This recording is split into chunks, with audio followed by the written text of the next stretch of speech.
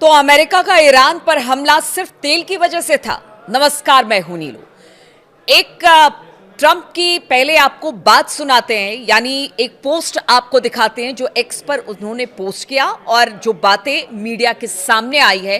पहले उस बात का जिक्र करेंगे, फिर आगे इस वीडियो की शुरुआत करेंगे।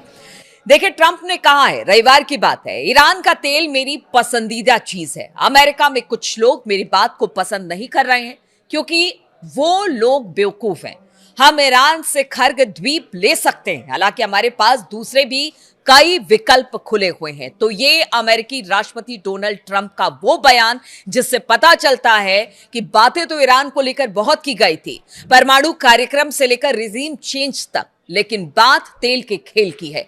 अमेरिकी राष्ट्रपति डोनाल्ड ट्रंप ने ईरान के तेल पर कब्जे करने का संकेत अब इस बयान ने दे दिया है। उन्होंने कहा है कि अमेरिकी सेना ईरान के खर्ग द्वीप पर कब्जा कर सकती है। खर्ग द्वीप को ईरान की तेल आधारित अर्थव्यवस्था की रीढ़ की हड्डी माना जाता है क्योंकि यहीं से देश का करीब करीब, यानी ईरान का करीब करीब 90% तेल निर्यात किया जाता है। अमेरिका ने हालिया दिनों में हजारों सैनिकों को पश्चिम एशिया में भेजा है। इससे खर्ग द्वीप पर अमेरिका के हमले का अंदेशा बढ़ गया है। अमेरिका के खर्ग पर कब्जे की कोशिश क्षेत्र में लड़ाई को और तेज कर सकती है और कहा यह जा रहा है कि बहुत जल्द अब अमेरिकी जो सैनिक है वो ईरान की धरती पर उतर सकते हैं। इधर ईरान की बात की जाए तो ईरान ने कहा है कि पिछले कई सालों से जिस अमेरिकी फौजों का इंतजार वो कर रहे थे अपनी धरती पर ताकि उनको मार सके, वो दिन बस बहुत जल्द आने वाला है और इसकी तैयारी ईरान ने भी कर ली है। ईरान के जो बड़े नेता हैं या जो बड़े लीडर हैं वो सब यही कह रहे हैं कि अगर ईरान की धरती पर अमेरिकी सैनिक उतरते हैं तो फिर उनका वो हश्र होगा कि गिनते गिनते अमेरिकी सैनिकों के शव को अमेरिका थक जाएगा। इस तरह के बयान ईरान की तरफ से आए हैं, लेकिन डोनाल्ड ट्रंप है कि लगातार इस बात को कह रहे हैं कि अब जमीनी लड़ाई होगी, तेल को लेकर बातचीत होगी, खर्ग आइलैंड पर कब्जा होगा, बाकी जितनी ईरान के आइलैंड्स हैं उनको निशाना बनाया जाएगा। डोनाल्ड ट्रंप ने रविवार को फाइनेंशियल टाइम्स के साथ इंटरव्यू में ईरान युद्ध पर कई कमेंट किए हैं। अब वो एक एक करके वो कमेंट आपको बताते हैं। खर्ग पर कब्जे के सवाल पर उन्होंने कहा कि सच कहूं तो मेरी सबसे पसंदीदा चीज ईरान का तेल लेना होगा। हालांकि अमेरिका में कुछ बेवकूफ लोग मुझे कहते हैं कि तुम ऐसा क्यों कर रहे हो। अब देखिए, कल ही की बात है जब अमेरिका के सभी शहरों में जितने 50 उसके प्रांत हैं वो हर जगह पर वहां पर लोग सड़कों पर उतरे और अमेरिका और ट्रंप के खिलाफ लगातार उन्होंने नारेबाजी की है। ट्रंप के खिलाफ पोस्टर लहराते दिखाई दिए हैं और ट्रंप को कहा है कि आप राजा बनने की कोशिश ना करें, इस युद्ध को खत्म करें क्योंकि ये युद्ध अमेरिका के लिए तबाही लेकर आएगा। शायद उसी बेवकूफों की बात ट्रंप कर रहे हैं। अब देखिए, अपनी आवाम के बारे में या फिर जो उनको आईना दिखा रहे हैं उसके बारे में ट्रंप इस तरह के बयान दे रहे हैं।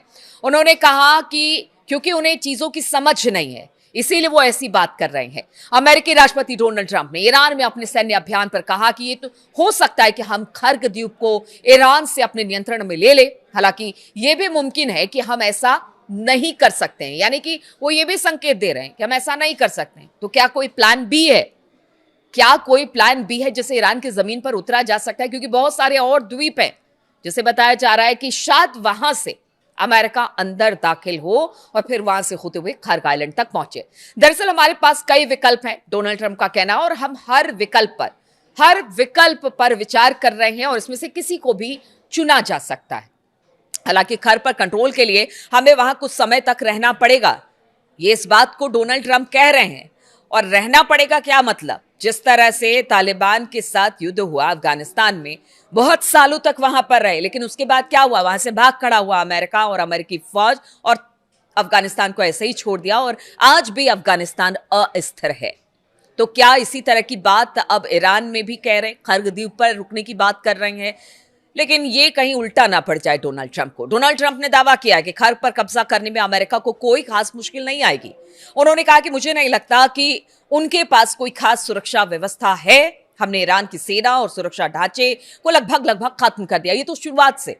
मतलब आप सोचिए 15 दिन के बाद से ही कहने लगे थे ट्रंप और उनके जितने सलाहकार हैं या नेता है, यही कह रहे थे कि ट्रंप जो अमेरिका है उसने तो पूरी तरह से ईरान को ध्वस्त और खत्म कर दिया है। लेकिन ईरान के जो हमले लगातार हो रहे हैं, आप तो देखिए जिस तरह से ये तेहरान यूनिवर्सिटी पर हमला किया गया, उसके बाद तो हमले और तेज हो रहे हैं। और जितना बड़ा हमला यानी दुश्मन की तरफ से ईरान पर होता है, यानी इजराइल और अमेरिका की तरफ से, उससे दुगुनी ताकत से ईरान हमला करता है, तो फिर आखिर किस तरह के ईरान के सुरक्षा ढांचे को खत्म करने की बात ट्रंप करते हैं, ये वो अपनी बात को ही कॉन्ट्रडिक्ट कर रहे हैं।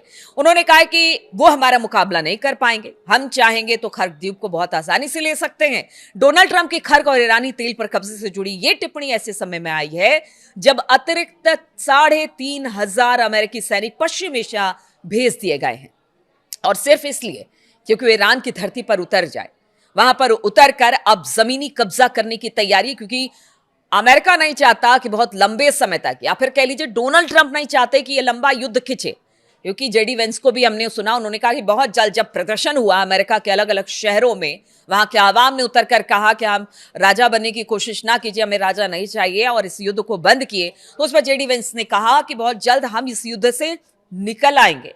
तो क्या यही माना जा रहा है कि अब जमीनी लड़ाई ही आखिरी विकल्प बचा है ट्रंप के सामने, और वहां पर जमीन पर सैनिक उतार कर चाहे कितना भी कत्लेआम क्यों ना मचे, चाहे कितने भी अमेरिकी सैनिक क्यों ना मारे जाए, जैसा कि डिफेंस एक्सपर्ट और जो रक्षा विशेषज्ञ है वो यही कह रहे हैं कि जो वहां का पूरा टोपोग्राफिकल अगर कंडीशन देखा जाए तो मुफीद नहीं है अमेरिका के लिए। लेकिन अगर इस बात पर अड़े हुए हैं कि अब जमीनी लड़ाई के तौर पर अमेरिकी पैराट्रूपर्स को उतारा जाएगा ईरान में, तो फिर क्या होगा, ये तो बात की बात है, वो तो बाद में देखने को मिलेगा कि किस तरह की है। लेकिन अब वो कह रहे हैं कि जमीन पर उतार कर ही लड़ाई लड़ी जाएगी और इसके जरिए हम खर्क और दूसरी रणनीतिक जगहों को नियंत्रण में ले लेंगे। वह ईरान ने भी जवाबी हमले का ऐलान कर दिया है, और ईरान की संसद के अध्यक्ष मोहम्मद बागर गलिबाफ ने भी कह दिया है कि अमेरिका सैनिक अगर ईरान की जमीन पर उतरेंगे तो उनको एक नरक के दर्शन कराए जाएंगे। ये बयान है गलिबाफ का।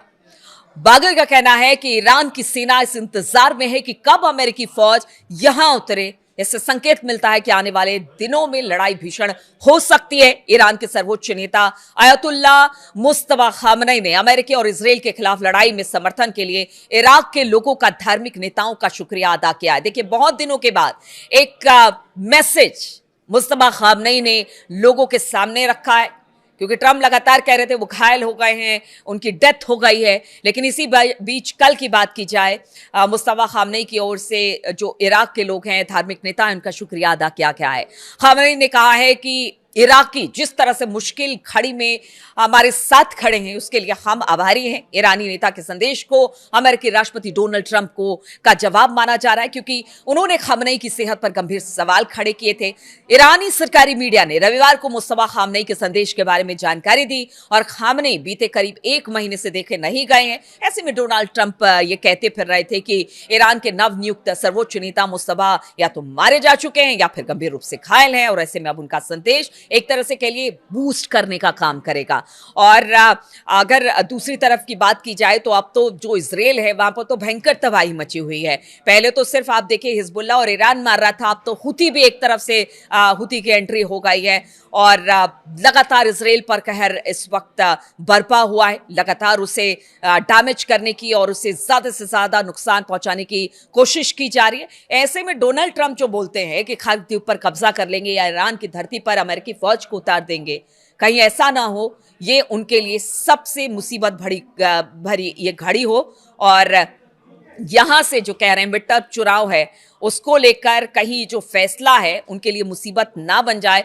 मुसीबत तो बन चुका है, क्योंकि अब अमेरिका की धरती पर ही अमेरिकी नागरिक हाथों में पोस्टर लेकर अगर ट्रंप के खिलाफ नारेबाजी कर रहे हैं, तो आप समझिए कि आने वाले दिनों में ट्रंप की स्थिति अमेरिका में कैसी होगी। इसलिए ट्रंप चाहते हैं सब कुछ खत्म हो जाए, लेकिन क्या ये इतना आसान है? आप कमेंट करके जरूर बताएं। बहुत बहुत शुक्रिया मेरे साथ इस वीडियो में शामिल होने के लिए।